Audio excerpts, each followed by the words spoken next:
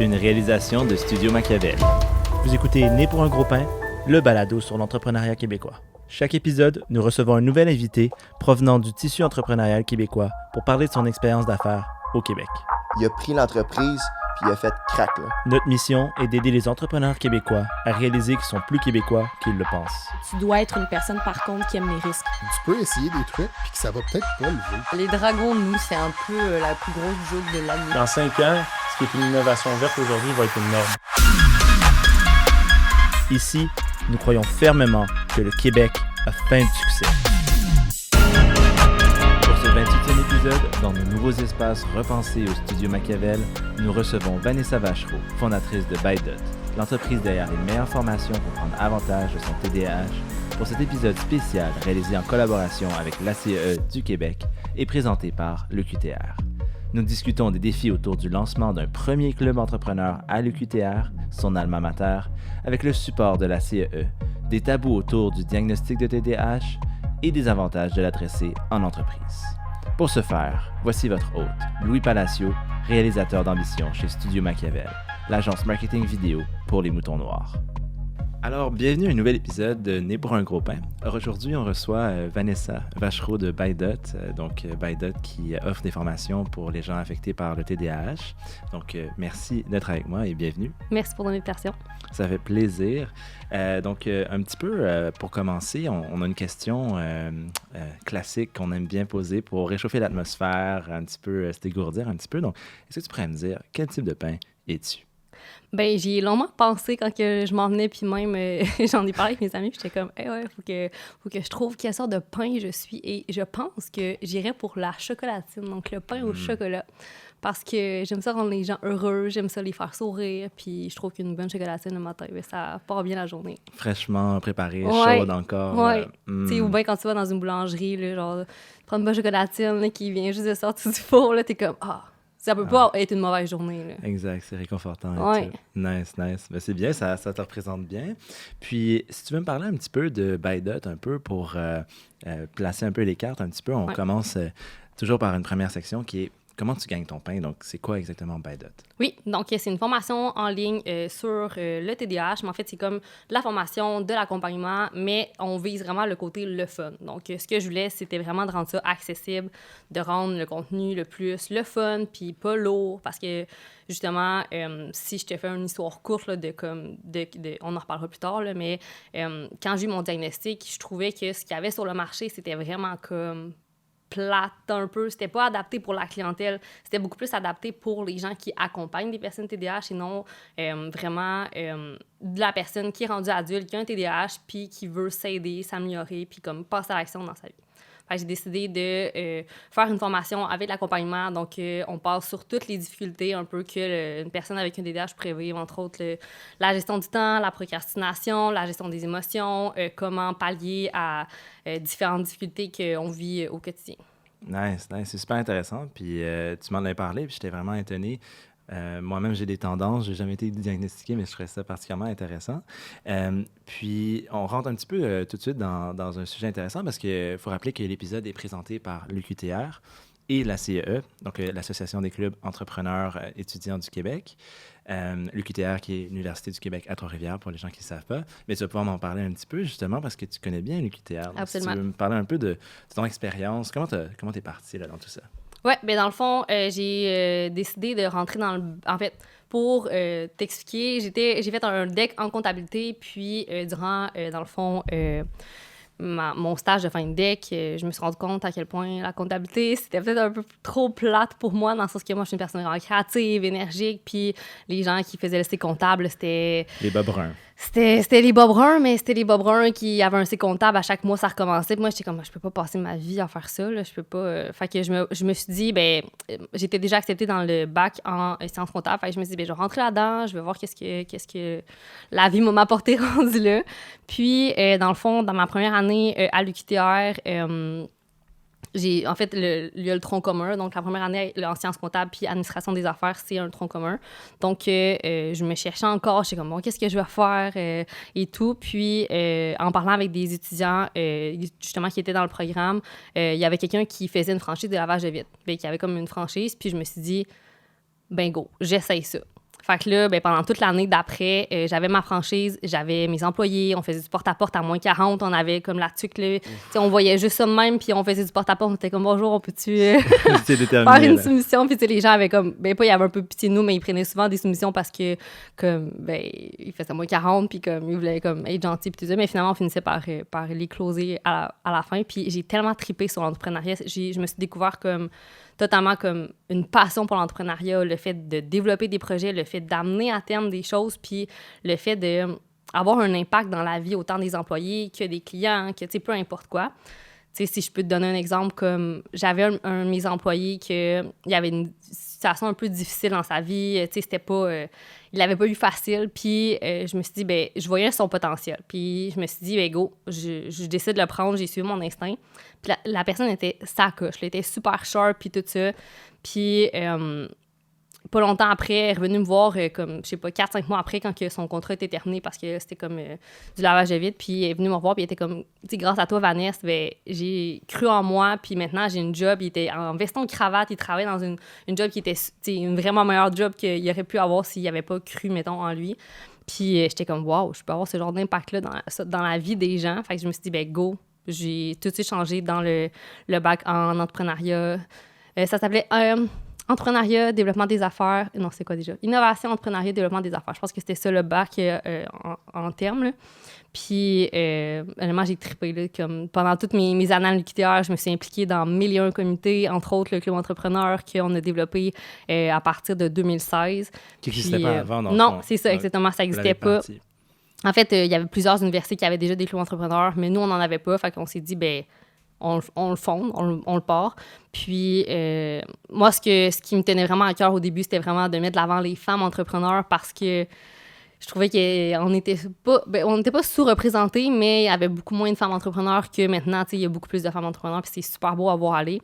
Fait que je me suis dit, ben c'est ça que je veux mettre de l'avant avec le Club Entrepreneur. Fait que là, on a parti des Startup Weekends, on a parti plusieurs événements comme en lien avec ça.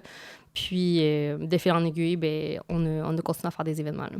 Wow, super, bien, félicitations. Merci. Première présidente du Club Entrepreneur de l'UQTR. Ouais. Et tu veux me parler un petit peu comment la CE a joué un rôle là-dedans, comment ils appuient les clubs entrepreneurs. On a parlé un petit peu avec Jules au dernier épisode présenté par la CE du fonctionnement général, mais de ta perspective de justement présidente de club, comment ça a été pertinent d'avoir la CE en support?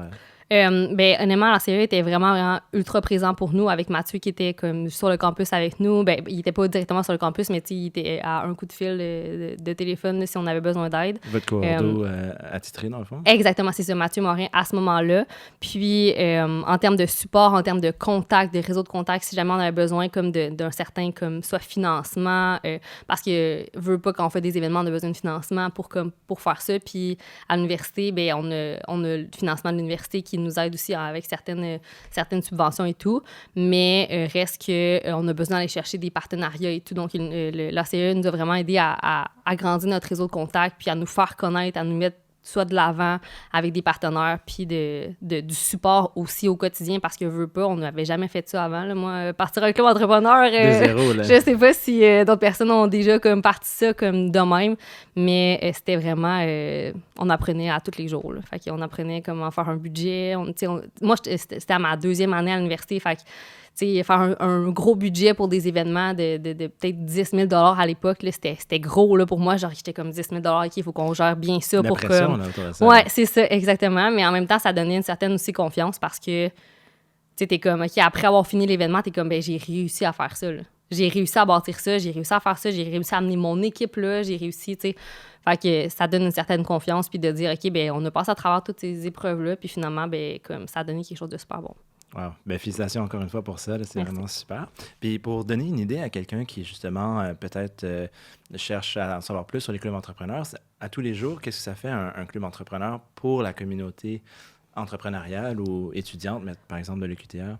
Bien, c'est surtout d'aider à développer la fibre entrepreneuriale à l'université directement, puis d'offrir certains supports en termes de, OK, ben, tu es un étudiant entrepreneur, tu veux démarrer une business, tu pars de où, tu sais, parce que quand tu es à l'université en général, tu sais, à moins que tu sois directement dans le bac en entrepreneuriat, ben tu n'as aucune idée comment démarrer une business. Puis même à ça, tu sais, je veux dire, ça s'apprend quand même. Donc, c'est de donner les ressources. Puis tu sais, on était souvent associés comme aux différents comme clubs. Ben, pas clubs, mais c'est des ressources comme à Trois-Rivières par rapport comme au développement des affaires et tout.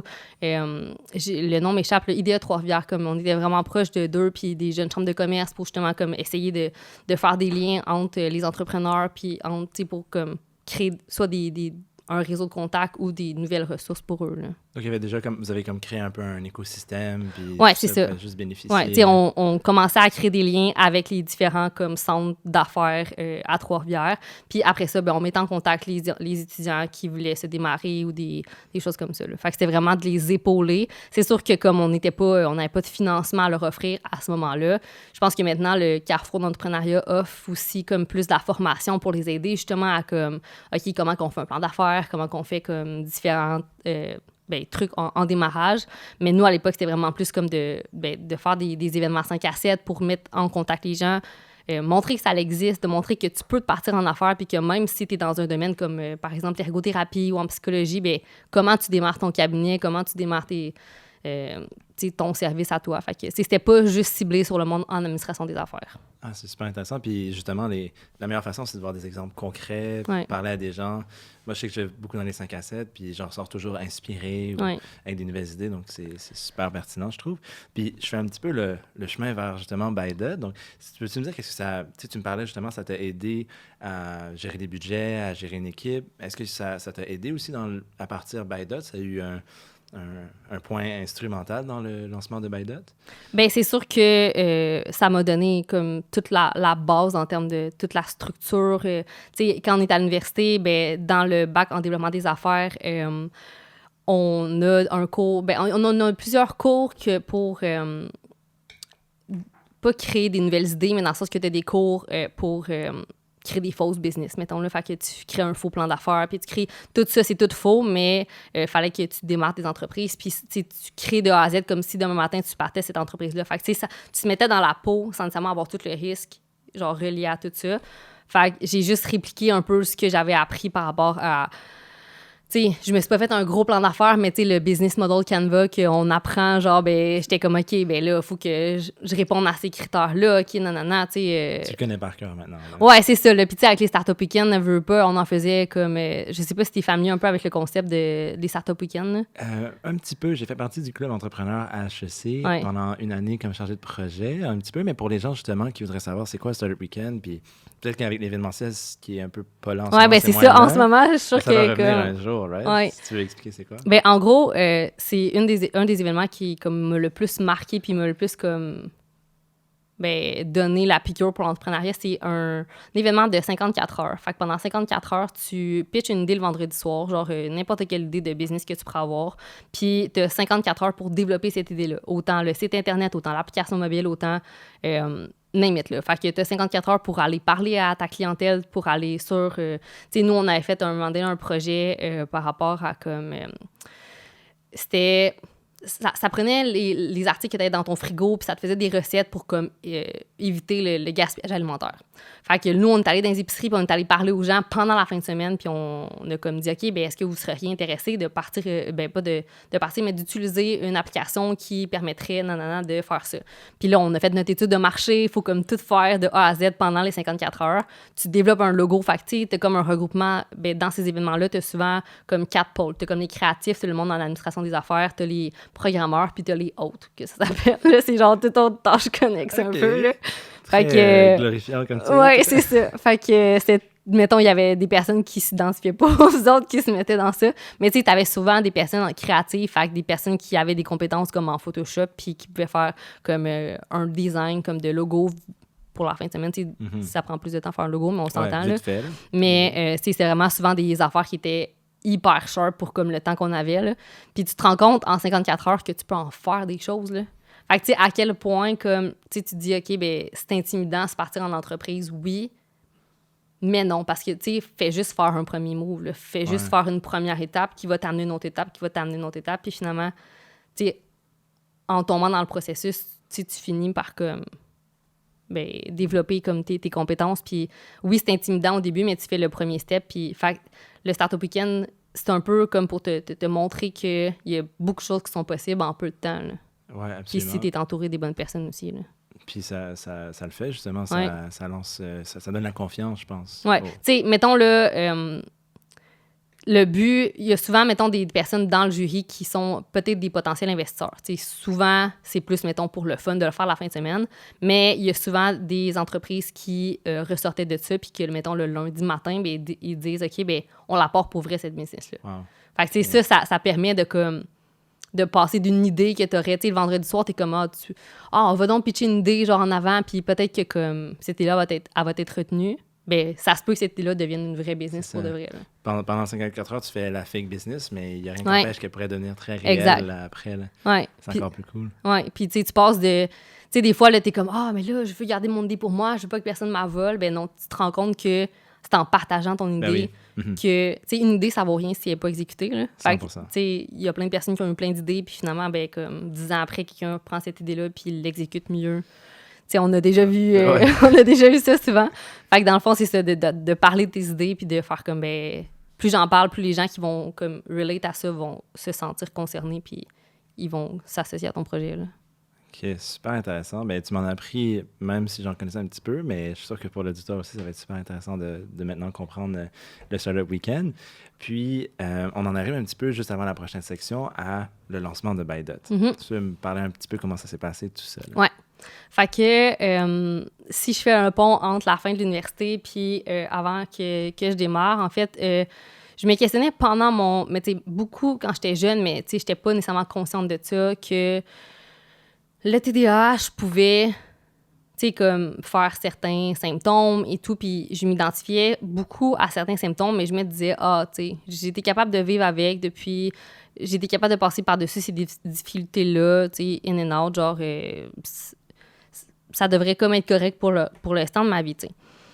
Puis quand j'étais plus jeune, mettons, au primaire, ben mes professeurs me disaient tout le temps, Vanessa, elle dérange tout le temps, tout le monde dans ses classes. Tu sais, quand elle a fini de comprendre la matière, ben comme elle dérange tout le monde, elle est toujours en retard, elle fait toujours les travaux. Tu sais, au lieu de miser, mettons, sur comme qu'est-ce que je faisais de bien ou prendre, mettons, ma difficulté puis essayer de la modifier puis l'améliorer, c'était comme... Il faisait juste me critiquer tout le temps. Une perspective juste négative. Oui, là. tout le temps. Puis ma mère était toujours là dans mes bulletins, puis je réalisais ça maintenant parce que je les ai encore avec moi, puis on dirait que ça me rendait vraiment émotive parce que ma mère était tout le temps là en train de me défendre puis de dire « Voyons, elle a des qualités, elle a des forces, misez donc sur ça, là, arrêtez de juste taper sur comme qu'est-ce qu'elle a fait de pas correct, puis comme, miser sur comme qu'est-ce qu'elle a fait de bien, tu sais. » Puis j'étais comme « Wow, OK, elle croyait vraiment en moi, genre quand j'avais genre 5-6 ans, tu sais, puis je trouvais ça vraiment beau. » Puis, de fil en aiguille, rendu à l'université, j'étais comme, OK, ben là, j'avais de plus en plus de difficultés comme dans ma gestion de mes émotions. Surtout, des fois, je me sentais comme hyper envahie par des émotions, puis je comprenais pas ça venait d'où. Puis j'étais comme, voyons, c'est quoi ça, tu sais? À l'université, c'est sûr que comme j'avais de la difficulté à suivre les cours qui étaient vraiment pas intéressants, mais pourtant, les cours qui étaient super intéressants, j'étais comme, je trouve ça vraiment facile. Mais j'étais comme, c'est un manque d'intérêt, c'est plus que ça. Fait que là, tu sais, je me questionnais tout le temps, puis plus j'en parlais, plus les gens me disaient, ben là, c'est une maladie du siècle, là, comme tout le monde a ça, tout le monde est distrait par leur téléphone, ça doit être ça. Fait que, tu sais, je suis restée un peu sur ça, puis j'étais comme, mais tu sais, j'avais pas envie de m'embarquer dans un diagnostic à ce moment-là, fait que je me suis dit, ça va être ça pour le moment, puis on verra plus tard, tu sais. Puis là, j'ai fini mon bac, puis je me suis dit, là j'avais plus de stimulation, j'avais plus de social. Je suis revenue comme chez mes parents, comme en finissant l'université. Puis là, j'étais comme, OK, là, les symptômes commençaient à revenir, mais comme en force. Là, comme là, j'étais désorganisée complètement. Ma gestion des émotions, ça allait pas. Ma gestion du temps non plus, ça allait pas. Puis j'étais comme, OK, ben je vais faire quelque chose, je vais aller comme faire le processus. Fait que là, j'en ai parlé à mon médecin de famille, puis là, elle m'a référé à... un professionnel pour pouvoir faire le diagnostic. Puis, ça l'a juste mis comme une explication sur comme qu'est-ce que j'avais. Fait que là, à partir de là, avec le diagnostic, je fais comme, OK, bon, qu'est-ce que je fais avec ça? Je veux m'améliorer, je veux comme que ma vie soit plus simple et tout.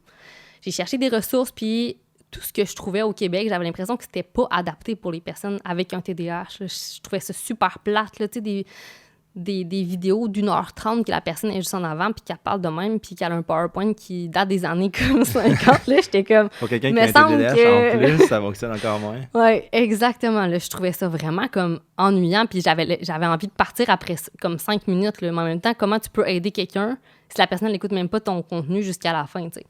Fait que je me suis dit, qu'est-ce que je peux faire pour aider? Fait que là, j'ai lu plein de ressources, j'ai lu plein de livres, puis là, j'étais comme, OK, mais ils disent c'est à peu près toute la même affaire. Là. Fait que là, qu'est-ce que je peux aller chercher de plus comme ressources pour comme step up la game, pour comme justement aider pour de vrai? Parce que si ces gens lisent ces livres-là, puis qu'ils n'ont pas plus de ressources après, bien, ils sont pas plus avancés.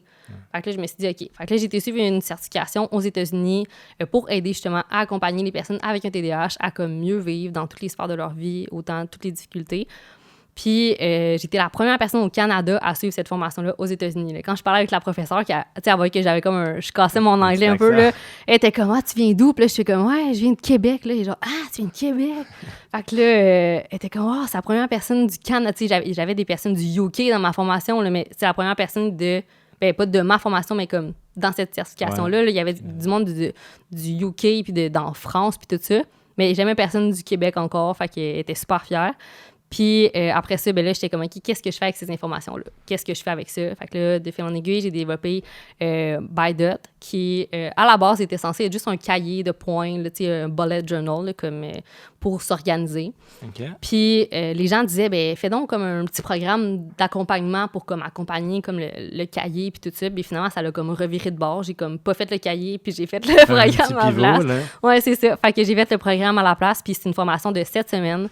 Que maintenant, les gens peuvent suivre à leur rythme. Tu sais, avant, là, c'était vraiment plus, tu embarques dans une cohorte, puis tu fais 7 semaines. Maintenant, tu achètes la formation, puis tu prends tes coachings, dans le fond, de 7 semaines, sauf que tu n'as plus de cohorte, dans le fond. Fait que tu rentres, puis tu fais à ton rythme, puis tu as des coachings, dans le fond, une fois par semaine que tu peux céduler ou pas. C'est à ton choix. Puis j'avais envie de rendre ça vraiment plus le fun. Tu sais, que ça soit amusant. Tu sais, c'est pas obligé d'être lourd, puis un processus hyper comme... complexe, là, tu as des difficultés, mais tu veux pas te rajouter quelque chose de plate de plus à faire comme pour t'aider. Là. Fait que c'est ça. Puis depuis, ça roule. Puis là, Ouais. vous avez lancé une cohorte. Ouais, c'est ça. Ben là, Plusieurs on est cohortes. rendu à la 3e cohorte. Ben, tu sais, là, je dis cohorte parce qu'avant, on fonctionnait par cohorte, là. Mais on a fait 3 cohortes à date, puis on a comme aidé comme 15 personnes dans la dernière année, comme juste dans les petites cohortes. Puis sinon, ben, je fais la consultation aussi en one-on-one avec... ben là, j'ai commencé à faire ça avec des employeurs parce que, justement, mon prochain service, c'est d'aider en entreprise, puis on en parle un peu plus en détail tantôt, là. Après, tu mets ça Mais ouais, c'est ça. Avec la pandémie, puis le travail à distance, ben comme il y a comme une difficulté qui s'est comme développée, ben était présente avant, mais beaucoup plus présente maintenant parce que des employés qui ont un TDAH, ben les difficultés prennent beaucoup le dessus quand que tu travailles de la maison, puis là, tu es distrait par tout ce que tu vois devant toi, tu sais. Fait que, ben j'ai développé le service d'accompagnement avec les employeurs. Fait qu'on a comme une formation employeur-employé. Fait qu'on a les employeurs à comprendre leurs employés TDAH, puis on a les employés TDAH à s'adapter puis à s'outiller au quotidien. OK, intéressant. Puis justement, on s'en va tranquillement vers la section de l'argent du beurre. On est pas mal dedans, dans le fond. C'est quel type de gens, justement, qui vont aller vers tes services? Ça revient un petit peu à la question. Comment tu sais c'est quoi que tu as un TDAH et tout? Comment ils approchent ça en général? C'est qui, ces gens-là? Ben, je vais répondre à la première question comme comment tu peux t'amener à penser que tu en aurais peut-être un. Tu sais, on en a beaucoup parlé là, que les cellulaires, c'est une distraction et tout. Puis, tu sais, il y a beaucoup de personnes qui disent ah, ben là, tu sais, je me sens distrait, c'est parce que j'ai un TDAH. Mais Ça devient de plus en plus commun, là. c'est ça, là, ça devient comme quasiment le lien, genre, classique. Là. Mais le TDAH va beaucoup plus loin que ça. Là. Tu dois être affecté, ça doit te rendre infonctionnel dans toutes les sphères de ta vie, puis pas juste pendant que tu travailles ou pas juste à l'école. C'est avec tes relations, c'est avec tes finances, c'est avec... Tu sais, il y a beaucoup de pas de maladies connexes, mais mettons beaucoup d'anxiété, de dépression, puis de toxicomanie qui se développent en contrepartie, mettons, associées, ben, pas associées au TDAH, mais comme on voit beaucoup de personnes avec un TDAH développer aussi beaucoup d'anxiété, de dépression, puis de la toxicomanie, alcool et tout. Fait que ça doit affecter considérablement ta vie dans toutes ces sphères-là. Là. C'est pas juste au niveau de la concentration. Puis, j'ai des clients de tout type. Là. J'ai des gars en construction, mais j'ai des filles notaires aussi. Dans le sens que il n'y a pas une clientèle cible que c'est juste, mettons, comme les femmes qui sont sur le marché du travail, en administration des affaires, peu importe. Là, c'est vraiment de tout domaine confondu. Puis j'ai été vraiment surprise de voir que les gars, ils s'ouvraient quasiment plus que les filles. Là, ouais, mettons, là, je posais des questions là, en coaching, là, puis les gars, ils étaient genre, ils allaient profond là, pour raconter leurs histoires. J'étais comme, shit, OK. C'était peut-être une des premières fois qu'il y avait vraiment l'occasion. Ouais. C'est plus rare que justement les gars s'ouvrent d'habitude en termes généraux. Vraiment. Puis, tu voyais quelqu'un que, mettons que la personne était juste seule à seule avec notre groupe, là, elle s'ouvrait beaucoup plus. Puis dès qu'il y a quelqu'un dans son environnement, ben là, elle se filtrait. Tu la voyais. Puis moi, je voyais la différence, là. J'étais comme, OK, il y a 5 minutes, là, t'étais super open, là. Puis là, mettons quelqu'un, genre, ton chum ou ta blonde arrive pas loin, puis là, t'es comme un petit peu plus politically correct, genre, sur tes réponses, là. Fait que, tu vois qu'il y a quand même, pas de la honte, mais des fois, tu veux pas nécessairement, comme, dire à 100% comment tu te sens. Ouais. À ton conjoint ou ta conjointe, tu sais. Il y a cette importance de comme, créer un safe space pour en parler, exact, qui est comme inévitable. Là. Exact. Mais c'est ça que je vois dans mes cohortes, mettons, là, puis en parlant avec mes clients, c'est que ils sont comme à l'aise de parler de leurs difficultés puis de ce qu'ils ressentent parce qu'on comprend la réalité. Parce qu'on est dans la même réalité. Tu sais, moi, je le vis au quotidien, eux le vivent au quotidien. Fait qu'ils sont au courant, puis on n'est pas dans le jugement. Fait que, tu sais, on le sait que si t'as eu comme l'impulsivité dans une réaction quelconque, ben c'est parce que, mettons, tu te sentais vraiment affecté, mais tu sais, dans le sens que comme on va pas te juger dans ta réaction, là, parce qu'on le sait que comme probablement que tu voulais pas nécessairement comme agir comme ça, mais c'est force des choses. Ouais, c'est ça, exact. Ouais. Puis ça m'amène justement à ma prochaine question, ça tombe très très bien. Ouais. Dans le fond, il y a un gros tabou autour de TDAH. Les gens qui sont vraiment...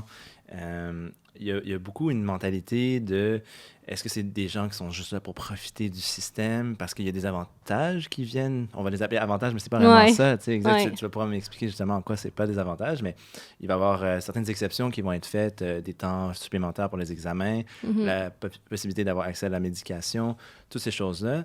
Est-ce que tu te vois une partie active du combat contre ces tabous-là, justement?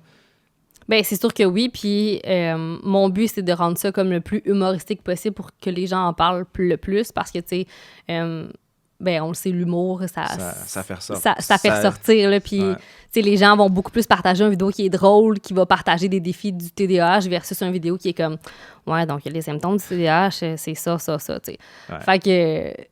En passant par l'humour, je me suis dit, ben comme je vais rendre ça plus léger pour m'en parler, justement, puis mettre ça de l'avant. Puis plus j'en parle, plus les gens m'écrivent puis ils disent, tu sais, genre, je vis tous ces défis-là individuellement au quotidien. Je savais pas que j'ai un TDAH. Ben, je suis pas diagnostiquée, mais je pense que ça pourrait être comme l'explication à tout ce que je vis, tu sais. Puis c'est un peu ça, mettons, le nom de mon entreprise, c'est un peu genre ByDot, mais c'est un peu de faire les liens entre tous les symptômes que tu vis, que oui, c'est relié à ça, puis tu le savais pas, tu sais. Puis parlant de symptômes aussi, je fais une petite parenthèse un peu dans cette section-là. Je pense que quand tu avais fait la formation, tu m'avais justement parlé de à quel point ça t'avait fait réaliser que certains symptômes, de façon inattendue, que ce soit dans les relations ou autres, peuvent être même reliés au TDAH, mais tu ne t'attendais même pas avant de faire la formation, right? Exact. Oui. Quand j'ai fait la certification, j'ai appris des choses sur moi que je savais même pas. Dans le sens que il y a des choses que... parce qu'on voit vraiment tous les stades quand t'es bébé, quand t'es adolescent, quand t'es adulte, même rendu à l'âge mature, plus vieux. Puis j'ai appris des symptômes qui étaient reliés au TDAH que j'étais comme « wow ». Tu sais, quand j'étais plus jeune, mettons, là, j'étais vraiment plus... j'étais vraiment plus timide, puis j'étais plus... réservée comme personne, mais à un point où comme que, genre, ma confiance... Tu sais, mettons, j'imaginais que dès que je quittais comme un cercle, là, que les gens allaient parler dans mon dos, genre, mais tu sais, ça, c'est un certain manque de confiance que le TDAH, comme au fil du temps, te crée comme un manque de confiance quotidien, là, dans le sens que comme tu penses que t'es pas bon parce que t'es en retard souvent, puis là, les gens sont comme déçus de toi, puis là, t'as tout le temps une certaine comme déception tout le temps de ton entourage parce que t'es comme pas comme tout le monde, tu sais. Ouais. Puis en l'adressant jamais ou en s'avance jamais, ça continue un cercle vicieux, j'imagine. C'est ça. Tu sais, il y en a des gens qui sont comme, ben, je suis comme ça, fait que... Mais il y a des gens qui attribuent beaucoup de valeur à ce que les autres pensent d'eux. Ouais. Donc là, à ce moment-là, ben, comme ça diminue leur confiance en eux, leur estime, puis au fil du temps, ben, comme les gens, ben, ils sont super comme... Ça fait un cocktail très négatif là, qui t'aide. Exactement, c'est ça. Fait que j'avais vraiment envie d'adresser la situation, puis de... Tu sais, je suis pas le porte-parole, je suis pas la porte-parole du TDAH, mais en même temps, je veux en parler pour, tu sais, que ça soit rendu normal, mais pas que ce soit... la médication soit rendue normale, le fait d'en parler, puis de pas trouver que... Tu sais, parce que quand j'ai commencé à en parler, là, les gens disaient « Ah, c'est des petits fuckés, là. » Si, puis on parlait justement de comme pas nécessairement utiliser la médication, mais c'est justement enfance, adolescence, chacun ses réalités. Dans l'enfance, c'est un peu un choix difficile des parents de devoir soit donner la médication ou pas, puis ensuite, un petit peu plus tard, ça vient à être dans les études et tout. Mais si on commence justement avec le... Ouais. C'est une très grosse question. Ouais. Par rapport à la médication, je pense que souvent, un heureux mélange de support, parce que veux pas, le TDAH ne va pas disparaître avec le temps, donc c'est pas quelque chose que... souvent, ça s'atténue avec la maturité de l'adulte parce que veux pas, un moment donné, t'as des responsabilités, t'as des choses à faire, fait qu'il y a des choses que veux pas, un moment donné, ça s'atténue un peu, mais reste que ça disparaîtra pas, tu vas vivre toute ta vie avec ça. La chose que... tu sais, moi, je parle pratiquement pas de médication parce que c'est pas mon domaine d'expertise, puis je laisse ça aux professionnels, puis c'est totalement correct. Ce que je dis, c'est qu'un heureux mélange de support et de médication ou de... Parce que c'est souvent des stratégies comme mixtes. Il n'y a rien de solution parfaite, ça dépend de ta réalité, ça dépend de tes choix personnels. Tu sais, il y a des gens qui essaient la médication, puis finalement, ils se rendent compte que ça les dénature totalement, puis finalement, ben c'est pas adapté pour eux, puis c'est totalement correct. Il y en a que c'est toute leur vie qu'ils vont prendre ça, puis ils trouvent ça correct aussi. Puis moi, j'ai vraiment pas mon mot à dire sur ça. Ce que je veux, c'est t'aider si tu veux soit mixer les deux ou tu veux comme adapter. Qui est plus qu'une option, là, que ce soit pas juste... Oui, c'est ça. Il n'y a pas de package deal comme prends ça, puis comme ta vie va être donc wow. Là, ça fonctionne pas comme ça. Puis pour ce qui est de l'enfance puis de tout ça, ce qui arrive souvent, c'est que tu te sens pas compris. Quand, mettons, t'es au primaire, au secondaire, pour parler en termes d'âge, là, tu te sens pas compris, tu te sens différent des autres. Autant, des fois, tu sais, on me disait tout le temps quand j'étais jeune là, que j'étais susceptible là, parce que j'avais des émotions qui ressortaient puis j'étais pas capable de les cacher. Là. Mais dans le sens que des fois, mettons, je vivais quelque chose. Puis là, au lieu de faire comme tout le monde puis d'essayer de le cacher, bien moi, ça apparaissait dans ma face. Puis là, je pouvais pas le cacher, tu sais. Puis j'étais comme, même si ça me tentait de le cacher, je le montrais, là, j'étais obligée, tu sais, parce que c'était comme plus fort que moi. Puis quand t'es enfant, c'est quasiment impossible. T'as pas encore développé ces réflexes de... Ouais, c'est ça, Puis en même temps, tu sais, tu veux pas te filtrer parce que tu veux être authentique, tu sais. Mais à cet âge-là, tu te files pas, puis t'es comme, ben c'est ça. Puis là, ben tu vas bouter dans ton coin parce que là, quelqu'un t'a dit quelque chose qui a pas fait ton affaire, puis tout ça, tu sais. Fait que tu te sens incompris, tu te sens pas écouté parce que les gens comprennent pas ta réalité, ils comprennent pas qu'est-ce que tu vis dans le moment, tu sais.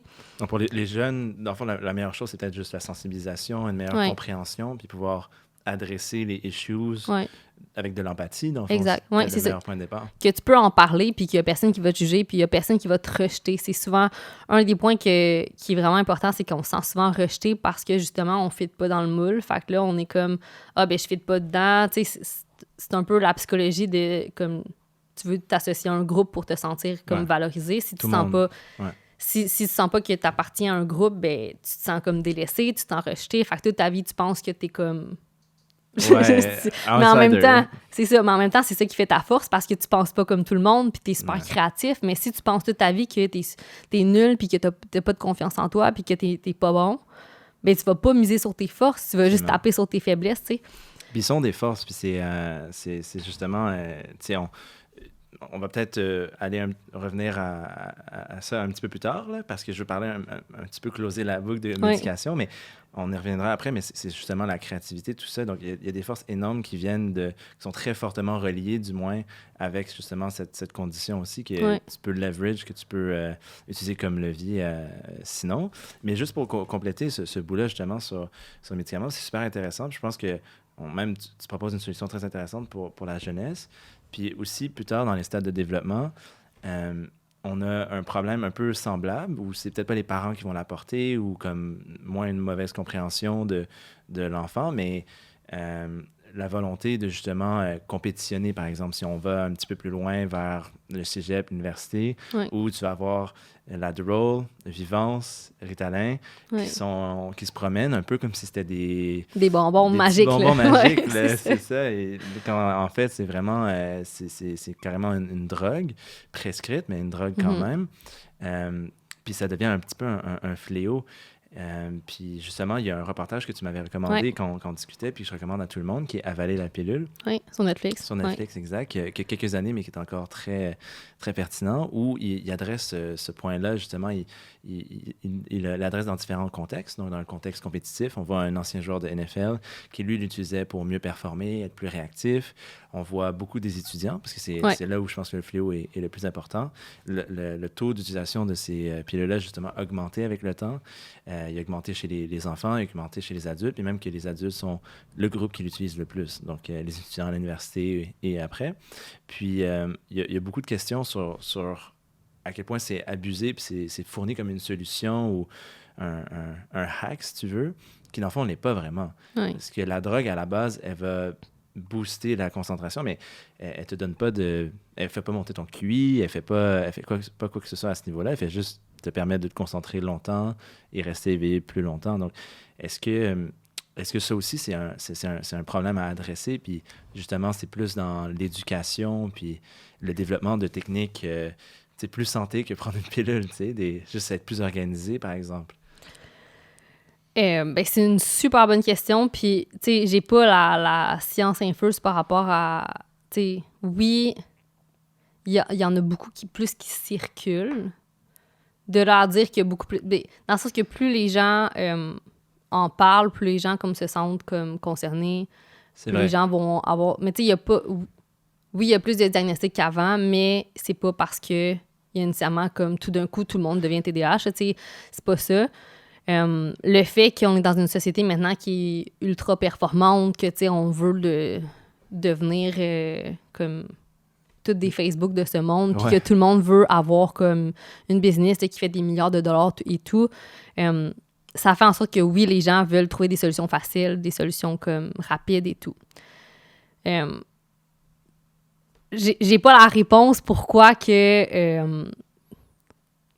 on en utilise plus qu'avant, dans le sens que, comme, tu sais, mettons, aux États-Unis, dans les universités américaines, c'est rendu quasiment comme une norme, là, si tu prends pas d'Adderall, ben t'es comme...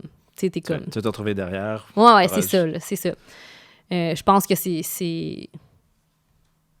c'est générationnel en même temps un peu, là, dans le sens que, comme, on veut vraiment comme se prouver et tout. Non, tu deviens pas plus intelligent parce que tu prends ça. T'es plus concentré, donc ton information va être... l'information que tu vas comme lire et tout, ça va être plus comme...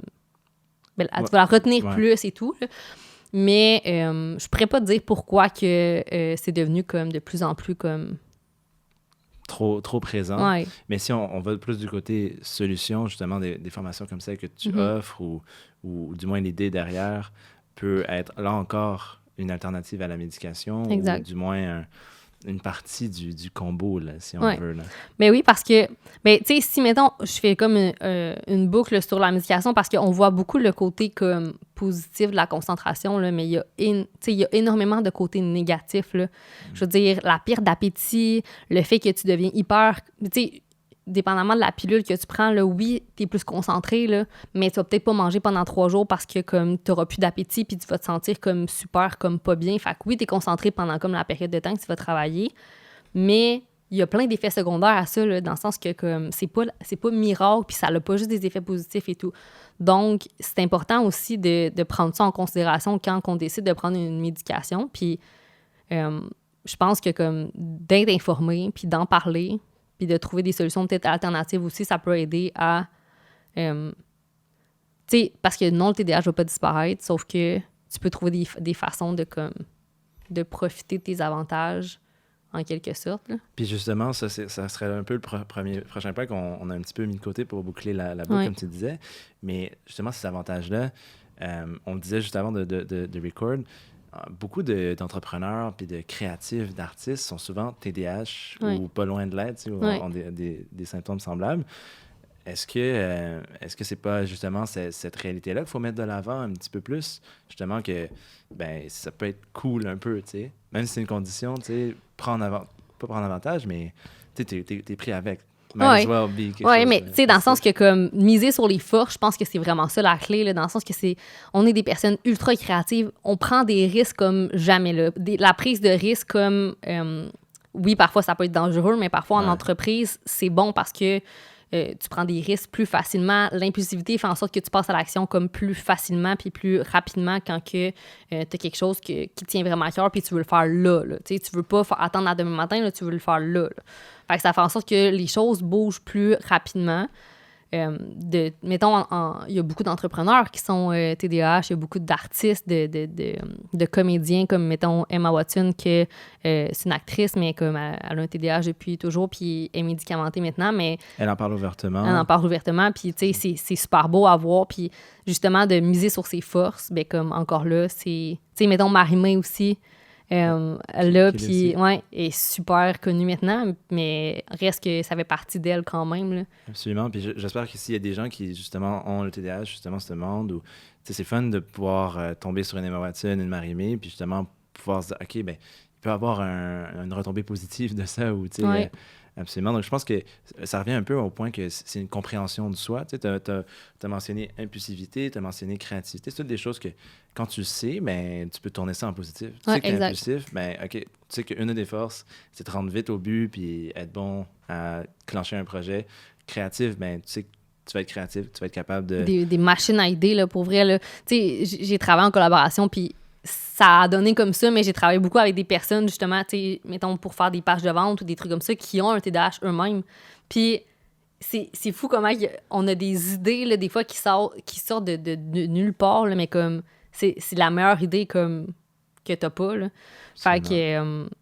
de pas voir, tu sais, puis il y a toujours deux médailles, comme tu peux voir du côté négatif, tu peux voir positif, là. Fait que de miser comme, oui, il y a des désavantages, mais comment tu peux les atténuer dans ta vie, puis comment tu peux miser sur tes forces, puis, tu sais, les améliorer aussi, là. Absolument. Ben, s'il y a une retombée positive, justement, de cet épisode qui peut ressortir, ben, j'espère que ce serait quelqu'un qui va peut-être se reconnaître à travers ça, puis commencer à avoir d'un œil positif, soit aller voir ta formation pour justement essayer de canaliser tout ça, ou au moins s'ouvrir à justement tout le potentiel qu'il y a, surtout au niveau de l'entrepreneuriat, parce qu'à la fin de la journée, on a un podcast sur l'entrepreneuriat, puis je pense que tu sais, veux pas, c'est un atout, là, tu sais. Oui, vraiment, c'est là. un atout à leverage, puis justement, tu dois le voir toi-même en tant qu'entrepreneur. Puis, comme je disais, moi, je aucune idée si je suis vraiment là pour vrai, mais plus tu m'en parles, plus ça me fait réfléchir à ce niveau-là. Puis, définitivement, je vois des parties où ça pourrait être utile dans le contexte d'une entreprise. Ben oui, au Québec, il y en a énormément d'entrepreneurs qui ont un TDAH, puis c'est ça qui fait leur force. En même temps, là, c'est des compagnies qui explosent dans leur milieu parce qu'ils sont hyper comme créatifs, puis ils se démarquent par rapport à des choses que d'autres n'auraient pas nécessairement pensé. Oui, absolument. Ouais. Puis je serais pas surpris que genre Nicolas Duvernois, par exemple, avec toutes ses idées folles. Je suis pas au courant si pas, jamais il y en a un, mais je serais pas surprise. C'est ça. Avec l'énergie qu'il y a, ça me surprendrait pas. Là. Exact. On sait pas, mais peut-être, on sait jamais. Donc ça nous amène pas mal à la dernière section du balado. Je suis très content qu'on ait couvert vraiment en détail le sujet TDAH puis toutes ces facettes. Là. C'était vraiment intéressant. Mais il reste du pain sur la planche, la troisième section. Puis tu avais parlé un petit peu, tu avais mentionné justement les employeurs, donc tu allais développer un programme pour les employeurs en contexte de pandémie, en problème de rétention, de recrutement, puis on va en parler beaucoup au cours de la saison de Donner pour un gros pain cette saison. Mais peux-tu me parler à quel point ça pourrait aider justement ces employeurs-là, ta nouvelle formation, ou juste en général à adresser ces points-là? Oui, bien en gros, une des grosses problématiques puis tu sais, j'ai poser beaucoup de questions pour développer cette formation parce que présentement, elle est développée. Elle est... présentement, on peut s'inscrire. Puis les employeurs, ce qu'ils me mentionnaient, c'est qu'ils ne comprennent pas les employés TDAH. Ils ont beau utiliser des firmes de consultation RH pour comprendre puis mettre en pratique, en place des solutions. Les solutions d'une personne neurotypique, c'est pas les mêmes qui vont fonctionner pour une personne qui a un TDAH, tu sais. Fait que moi, de mon côté, c'est d'accompagner l'employeur à comprendre la réalité de l'employé, puis de l'autre partie, d'aider puis d'outiller l'employé à se trouver des stratégies, mais qui fonctionnent avec la réalité de l'entreprise au final, là, parce que il y a beaucoup de réalités différentes en entreprise. Fait que c'est de s'outiller, puis de comprendre, puis de mettre en place des stratégies justement pour essayer de pallier aux difficultés, entre autres de la gestion du temps, entre autres de la productivité, la procrastination, d'éviter des tâches qui te rendent mal à l'aise parce que il te manque une information, des choses comme ça, puis tu te sens pas outillé pour faire cette tâche-là. Finalement, tu la procrastines jusqu'après le deadline, puis là, les gens sont fâchés contre toi, puis là, tu sais, ça, c'est toutes des choses que je vois en entreprise qui sont conséquences un peu de ça. Ça a des conséquences sur toute la business, parce que si, mettons, un employé fait ça sur toutes les tâches qu'il doit faire, ben veut pas, ben la productivité puis la croissance de l'entreprise est en jeu, tu sais. Fait que c'est amener l'employeur à comprendre la réalité puis à mettre en place des stratégies avec l'employé. Fait que c'est tu sais, il y a du coaching employeur, il y a du coaching employé puis il y a du coaching mix ensemble pour que les deux comprennent leur réalité aussi, là.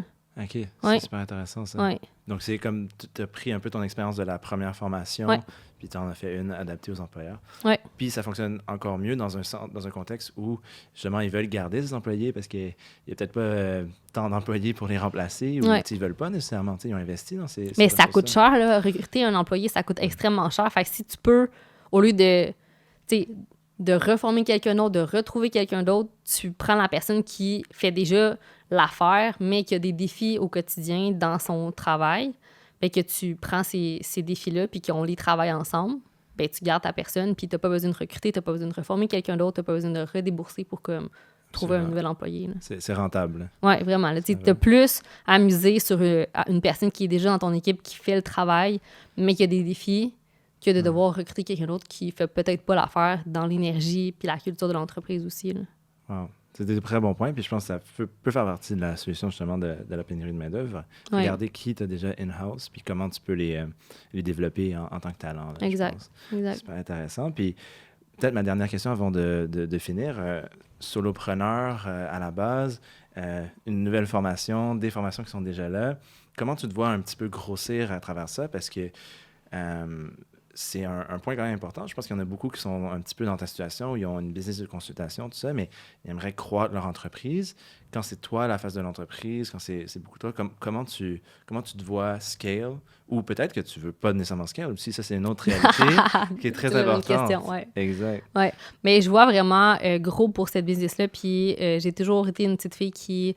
Ben là, quand j'étais jeune, là, j'ai mangé une grande fille, là, mais quand j'étais petite, là, je me voyais comme CEO d'une grosse business, puis comme, tu sais, je voyais vraiment grand, puis tout ça.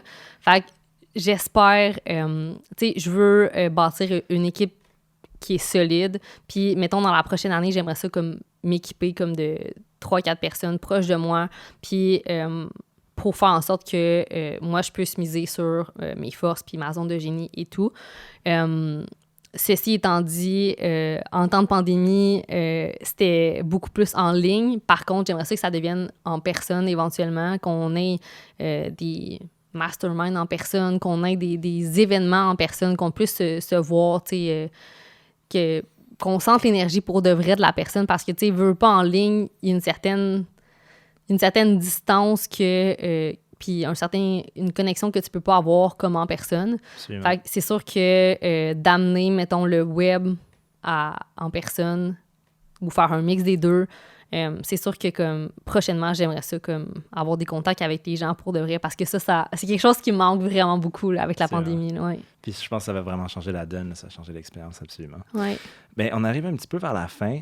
On a une tradition, encore une fois, à la fin, on demande toujours une question qui tue. En fait, une nouveauté de cette saison. Ouais. Donc, ma question qui tue aujourd'hui, c'est dans un monde où le temps d'adaptation, on a un petit peu parlé justement, est de plus en plus limité.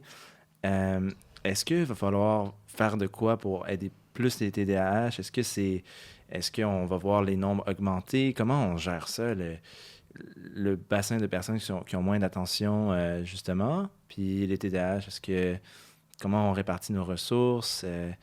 Est-ce que tu vois ça comme un problème ou... Ben, je pense que je vois ça comme une opportunité de faire les choses différemment. Parce que en entreprise, on a toujours fonctionné de la même façon pratiquement. Puis d'amener le plaisir au travail, c'est quelque chose qui, oui, il y a de plus en plus d'entreprises qui en amènent in and out, là.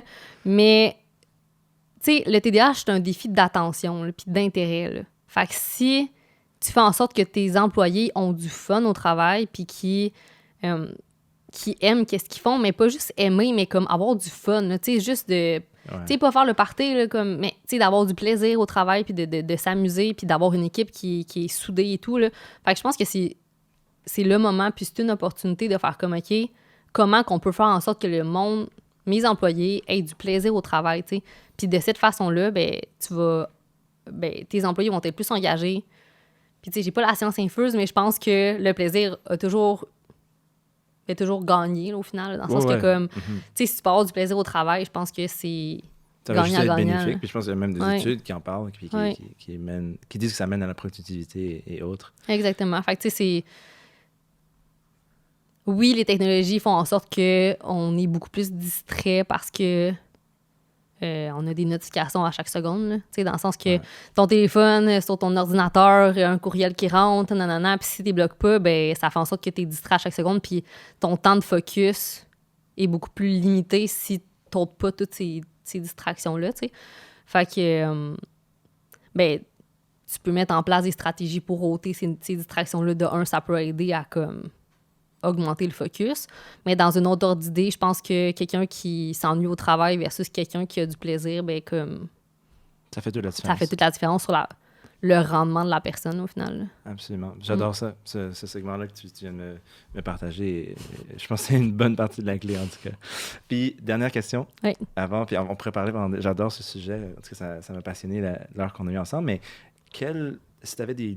J'imagine que tu as lu, mais en fait, tu en as parlé même, tu as lu des livres. Est-ce qu'il y aurait des ressources que tu pointerais? Tu peux dire d'être des livres, mais s'il y aurait des livres, par exemple, à recommander, je sais que beaucoup d'entrepreneurs ou membres de la relève entrepreneuriale aiment ça avoir un concret à lire avant de se coucher ou s'inspirer un petit peu. T'en aurais-tu en tête? Étant donné que je trouve que la lecture, c'est bien, mais souvent, après comme quelques pages, si le livre est comme plus ou moins comme intéressant, je passe à autre chose. Ouais. Audible a changé complètement ma vie. Là. Fait que les audiobooks, là, je fais ça, j'écoute ça tout le temps, là, en passant la balayeuse, en faisant la vaisselle, comme en auto. Fait que, tu sais, j'en écoute vraiment plusieurs. The One Thing, c'est un des livres qui m'a vraiment aidé à, comme... Tu sais, ça parle de faire une chose, mais de la faire comme bien, genre. Fait que, tu sais, de trouver un objectif par jour, de trouver un main service, mais tu le fais comme faut, puis tu le fais ça coche. Tu sais, de focusser juste sur une chose, mais de la faire bien au lieu de diversifier dans 1000 choses, puis de toutes les faire à moitié, tu sais. Mais d'écouter des livres, tu sais, au lieu de les avoir papier, puis admettons que le livre a vraiment comme changé ma vie, bien, je l'achète papier, puis là, je le relis comme, parce que là, je le sais qu'il y a de la valeur dedans. Mais sinon, les livres audio, là, comme, c'est vraiment une ressource à aller voir. On me dit souvent ça, je pense que tu vas me faire break, là, il faut que mais tu devrais faire ça tout de suite après le podcast, là, parce que honnêtement, c'est comme c'est vraiment une ressource. Puis tu sais, tu peux faire ça en faisant autre chose qui te demande pas trop d'efforts. Là. Fait que c'est comme un 2 pour 1 en même temps, au lieu de comme penser, là, ben, c'est ça. C'est beaucoup plus digestible. Oui, exact. C'est super intéressant. Ben, écoute, je pense que, comme je disais, là, on pourrait parler pendant des heures du sujet, puis je trouvais ça super intéressant. Peut-être qu'il va falloir te revoir, justement, pour continuer la discussion. Pourquoi pas? Ça va être un plaisir. Donc, j'aimerais te remercier déjà d'être venu. C'est super apprécié, puis d'avoir partagé ton expérience, puis tes services. J'imagine qu'on peut te retrouver à ByDot. Oui, ben, sur Instagram, c'est bydot.adhd parce que c'est anglophone. Ben, le terme anglophone. Puis je partage beaucoup de reels, puis des affaires comme humoristiques sur le TDAH parce que moi, je trouve ça vraiment le fun à faire. Puis ben, les gens relate beaucoup à ça. Puis sinon, ben, sur Facebook, c'est ByDot aussi. Là. Fait que, ouais. Super. Donc, j'invite tous les gens qui écoutent le balado à aller voir, justement. Puis, j'aimerais remercier aussi l'UQTR, qui est ton alma mater, mais qui a aussi permis la réalisation de cet épisode. Puis, finalement, la CEE, qui a aussi permis ce deuxième épisode de notre série. Puis, donc, on les remercie. Puis, j'espère que ça a été une expérience aussi enrichissante pour vous que pour nous. Absolument. Donc, pour nous, c'est dans 2 semaines. Puis, merci encore, Vanessa. Ça fait plaisir. Merci. Ciao, ciao. Bye. Et oui, l'épisode est déjà terminé. On tenait absolument à te remercier d'avoir été fidèlement à l'écoute de cet épisode, mais également des 2 épisodes de la série avec la CEE, donc l'Association des clubs entrepreneurs étudiants du Québec. On remercie aussi particulièrement l'UQTR, l'Université du Québec à Trois-Rivières, pour avoir parrainé cet épisode. On espère que vous avez eu un contenu à la hauteur de vos attentes. On vous encourage fortement d'aller voir la CEE ou ses clubs pour aller chercher des conseils ou des ressources dans votre propre projet. Et on est bien fiers en tant que balado de la relève entrepreneuriale québécoise d'avoir pu y participer. Bien sûr, on ne pourrait pas oublier l'équipe de la CEE qui ont cru en nous et qui nous ont fait confiance pour ce projet. Donc, on vous remercie, particulièrement Laurence et Virginie, pour avoir fait de ce projet un succès. Merci. Si tu n'as pas peur de déranger ou de défier le statu quo, visite machiavel.com pour voir comment, à travers le marketing vidéo, on peut t'aider à réaliser tes ambitions. Pour nous, on se revoit au prochain épisode. Au revoir.